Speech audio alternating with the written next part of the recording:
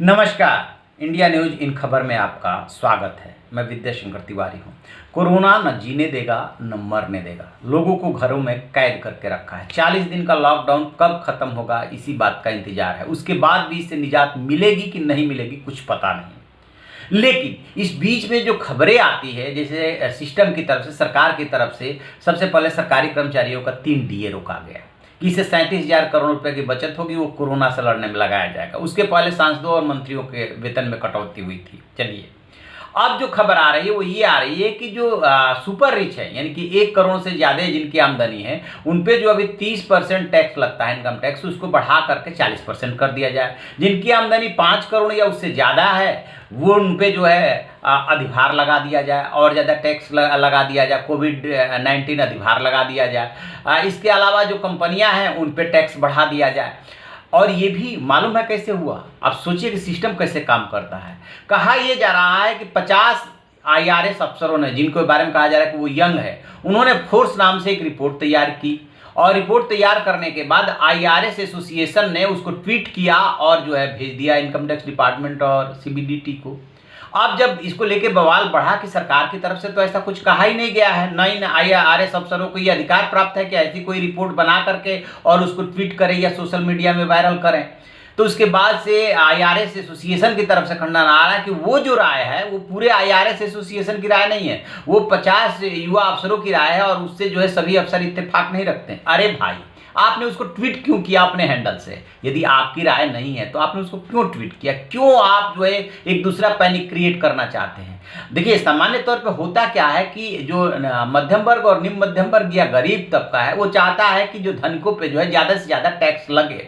और पिछला जो बजट पेश हुआ था जुलाई में, उसमें ऐसा ही किया गया था, लेकिन बाद के दिनों में चल करके आगे उसमें जो है कई रियायतें देनी पड़ी। इसलिए कि सिस्टम को रन करने के लिए, व्यवस्था को रन करने के लिए, उद्योग धंधे को रन करने के लिए आप किसी का एकदम गला नहीं मरोड़ सकते। एक तो ऑलरेडी कोविड-19 की वजह से देश में जो है आर्थिक हालात खराब है, और ऊपर से यदि रोज कुछ कटौती की या टैक्स की बात आएगी तो वैसे ही पैनिक क्रिएट होगा।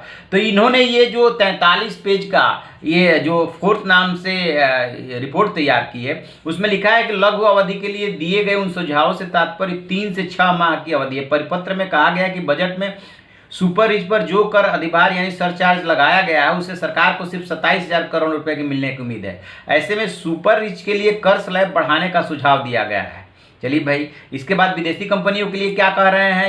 ये कह रहे हैं कि इसमें मध्यम अवधि यानी 9 से 12 माह के दौरान अतिरिक्त राजस्व जुटाने को देश में परिचालन कर रही विदेशी कंपनियों पे अधिभार कैसे बढ़ाया जाता है। जिनकी इन कंपनियों की 1 से 10 करोड़ की आय है, उन पे तो 2% और 10 करोड़ रुपए से अधिक की आय पर 5% अधिभार लगाया जाए। अधिकारियों ने राजस्व जुटाने को कोविड-19 उपकर लगाने का भी सुझाव दिया है। तो इस तरीके से इन्होंने क्या किया कि एक रिपोर्ट तैयार की। रिपोर्ट तैयार करने के बाद उसको सबसे पहले IRS एसोसिएशन ने अपने ट्विटर हैंडल से इसको ट्वीट किया, उसके बाद सोशल मीडिया पे वायरल किया गया। जब इसको लेकर के हंगामा हुआ, हड़कंप मचा, तब फाइनेंस मिनिस्ट्री, CBDT ये सब सामने आया कि नहीं, ऐसी कोई रिपोर्ट तैयार करने के लिए नहीं कहा गया था और CBDT ने इनके खिलाफ इंक्वायरी शुरू कर दी है।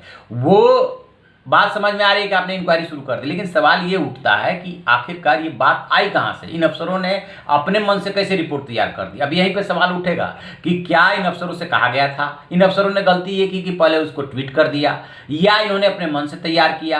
तो अब CBDT का रहा है, CBDT central board of direct taxes, यही इसका सबसे बड़ी बॉडी है जो भी इनकम टैक्स है उसका, कि हम इनके खिलाफ इंक्वायरी कर रहे हैं और कार्रवाई करेंगे। कार्रवाई जब होगी तब होती रहेगी। लेकिन पीछे 23 अप्रैल को ये रिपोर्ट तैयार हुई है, उसके बाद से जो है सोशल मीडिया पे हड़कंप मचा हुआ है।